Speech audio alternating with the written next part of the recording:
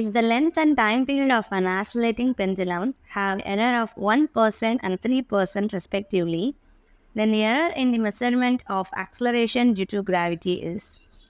So length and time period இருக்கிற error value கொடுத்துருக்காங்க 1% and 3%. இது length குறியது, இது time period குறியது. Acceleration due to gravity, Gல இருக்கிற error என்னன்னு சொல்லி கேட்டிருக்காங்க. ஸோ அப்போது டைம் பீரியட் ஃபார்முலா என்னது 2π√L/G. அப்போ ஸ்கொயருக்கு பண்ணிங்க அப்படின்னா G வேல்யூ வந்து ரீஅரேஞ்ச் பண்ணிடலாம். ஸோ எரர் பர்சன்டேஜ் ஆஃப் Gன்னு கால்குலேட் பண்ண போகிறோம். ஸோ இங்கே லென்த் அண்ட் டைம் தான் உங்களுக்கு டைமென்ஷன் இருக்கும்.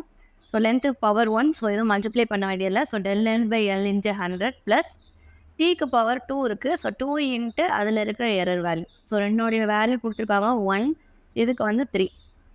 ஸோ அப்போ 1% ப்ளஸ் 2 × 3%, சால்வ் பண்ணிங்கன்னா 7%. So answer is 14.